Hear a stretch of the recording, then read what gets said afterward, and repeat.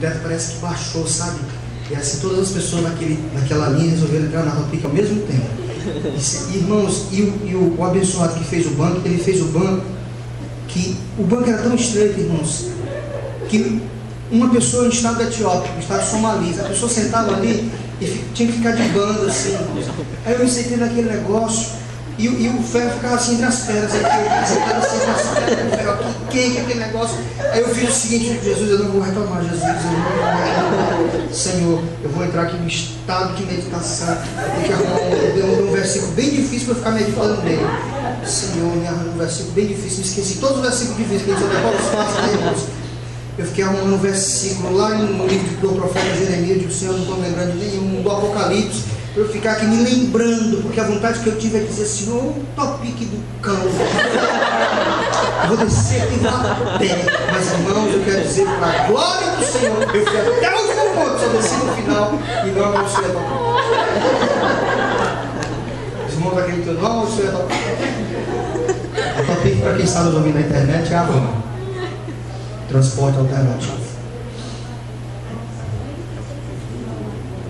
O monstro desejou comer a mesma comida que os porcos comiam.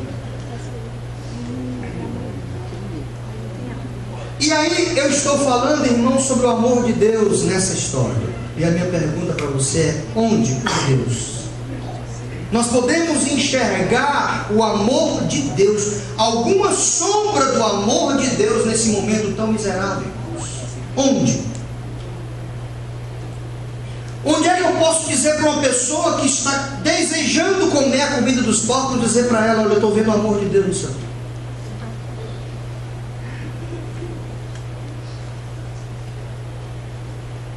E eu quero dizer que, assim como o Jeová do Antigo Testamento insistia em chamar de volta o seu povo, sempre que o seu povo desejava as coisas mais sujas e sórdidas, Jeová chamava o seu povo. Esse Jeová se encarna entre nós, e ele é personalizado em Cristo Jesus. E Jesus vai, escute o que eu estou lhe dizendo, a essas pessoas que já se entregaram a todos os desejos e que estão comendo a comida dos porcos, porque Jesus disse: eu não vim para os que são sãos, eu não vim para os que estão bem, eu vim para os que estão doentes, eu vim para os que estão sujos. E foi com esses que Jesus andou. Ali foi a forma de Deus dizer assim: olha, você pode ter se perdido nos seus desejos, mas ainda assim, eu, como o Jeová do Antigo Testamento chamou a Israel, eu estou chamando você do lugar que você está. É aí que a gente vê o amor de Deus. Uma samaritana, irmãos, graduada em 5 relacionamentos. Um cobrador de impostos com dinheiro sujo a perder de conta. Uma mulher tomada por demônios. Um ladrão condenado à cruz. Um garoto de 17 anos que tinha a boca suja. Um você. Um você. Um você. Eu vejo o amor de Deus quando Ele veio dizer: você que se apertou e que acabou a sua vida nos seus desejos, eu vim dizer a você: volte para casa.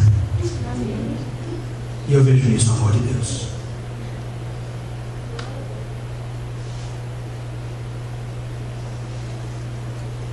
A gente fica dizendo, irmãos, que a igreja tem que alcançar os perdidos, mas nós não estamos preparados para os perdidos. Nós não estamos preparados para receber os perdidos. Quer ver? Quando chega um cara drogado, uma pessoa chegou para mim e disse assim: pastor, olhando, um drogado tem que ser tratado diferente. Eu digo: aqui não, na igreja não. Tem que tratar igual a qualquer pessoa. Não, porque ele é um cara diferenciado. Eu digo: eu sei. Ele se entregou aos desejos dele, tem que ser tratado. Ele vai ser tratado igual a qualquer pessoa. Pastor, sabe aquela senhora que está ali? Aquela senhora que está vindo aqui, ela era prostituta, tem que ter um tratamento diferenciado para ela. Tem que ter um tratamento diferenciado para ninguém, irmão. Jesus não tratou ninguém diferenciado. Jesus tratou todo mundo com o mesmo amor.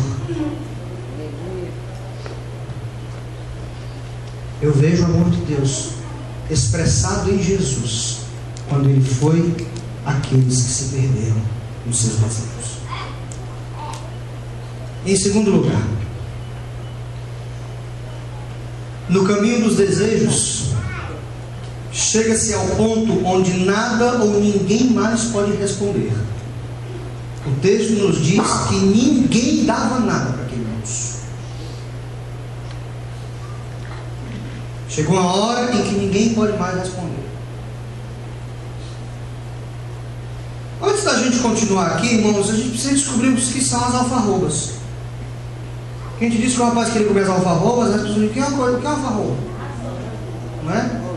A gente pensa que é a ração dos porcos, mas não é não.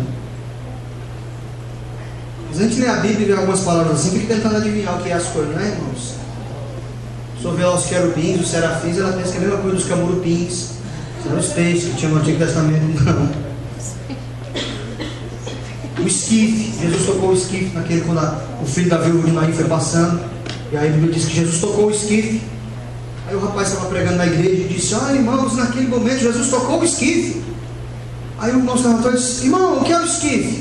Eu disse, rapaz, não sei não, mas o pastor está aqui, o pastor pode nos ajudar. O pastor se levantou, ajeitou a gravata, o paletó e disse, irmãos, o esquife era um instrumento de sopro muito usado na época de Jesus, nos funerais.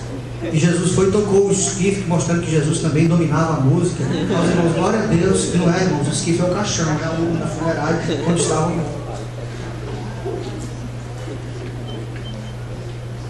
Aí quando a pessoa não sabe o que é a coisa, diz que aquilo é uma coisa muito maravilhosa. O que é o esquife, André? Isso é uma coisa muito maravilhosa. O que eram as alfarrobas, irmãos?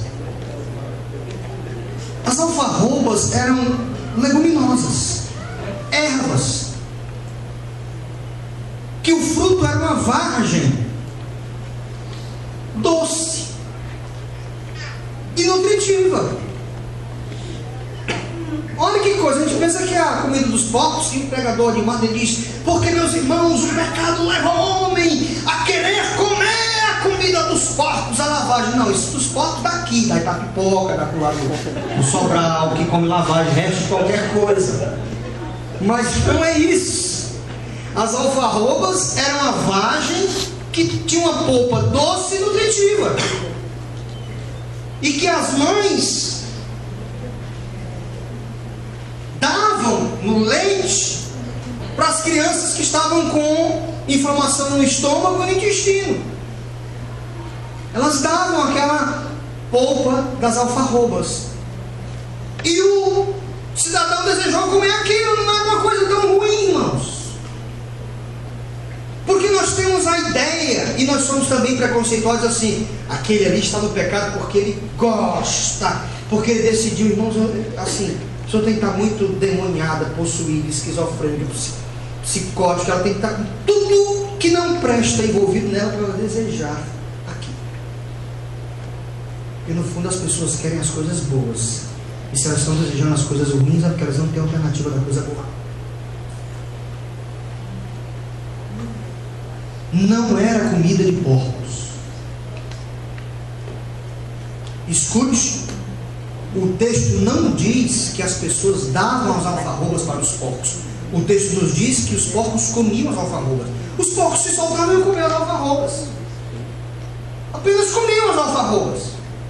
E isso faz diferença, porque a gente imagina que o cara queria comer a lavagem dos porcos. Irmãos, só sendo insano de querer comer a lavagem dos porcos. Ninguém, é melhor pegar a lavagem antes de virar a lavagem e comer antes. Então ele não queria comer a lavagem dos porcos, ele queria comer a planta que os porcos comiam. Você disse, pastor Paulinho, agora foi que eu não entendi. E aí? Como é que você vai sair dessa encruzilhada agora? Você conhece a história da sopa no pinico? Conhece a história? Quem conhece a história da sopa no pinico? Alguém conhece?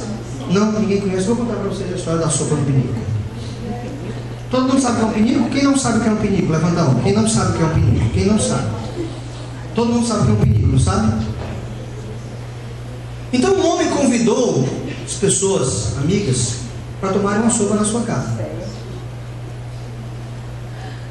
E enquanto a esposa fazia a comida, fazia a sopa, ele foi comprar propositadamente um pinico novo, de ágata, aquele branquinho que vem no mercado. Pinico novo. Comprou ali na casa das panelas. Aí quando ele chega em casa, os convidados chegam, ele traz para a mesa a sopa dentro do pinico, com uma concha, e diz: podem se servir. As pessoas olham: que isso? Aí ele diz assim: não, essa vasilha é nova, eu acabei de comprar. Ela está sendo usada agora pela primeira vez, nunca foi usada antes.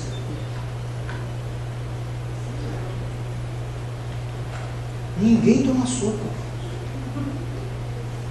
E a sopa estava uma delícia. Você não tomaria uma sopa no pinico. E eu vou dizer a você: você poderia vir comigo da casa das panelas com o pinico na mão, e na hora que a gente colocasse a sopa dentro, que você olhasse para aquele pinico e disse: não, alguém já usou. Sei lá se o cara lá na loja não usou, o vendedor, que safadeza.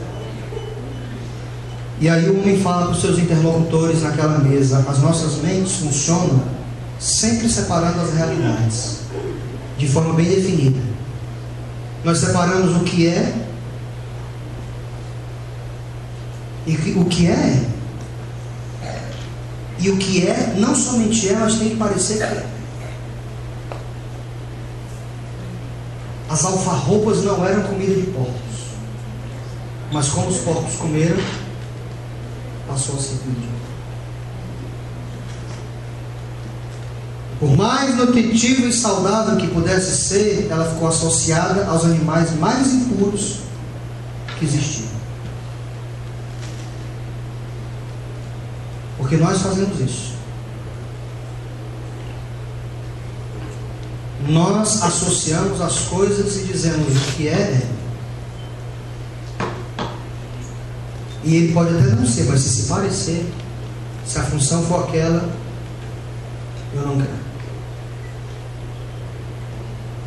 Já aconteceu com você alguma vez de você chegar num restaurante, comer com uma pessoa, e aí de repente o cara deixa um pedação de carne no prato? Já aconteceu com você? Já aconteceu comigo. Você está comendo com um cara no restaurante, o cara deixa um pedaço de carne, finazão, bom. Aí você fica com vontade de comer: nossa, esse cara vai deixar esse pedaço.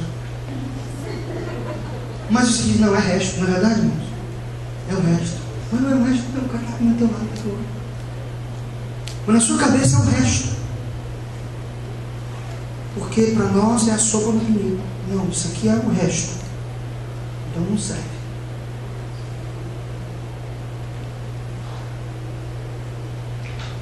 E o texto nos diz que ninguém dava nada àquele moço. E eu me pergunto, sabe o que, irmãos? Por que ele não ia mesmo? Ele mesmo lá pegar as alfarrobas para comer?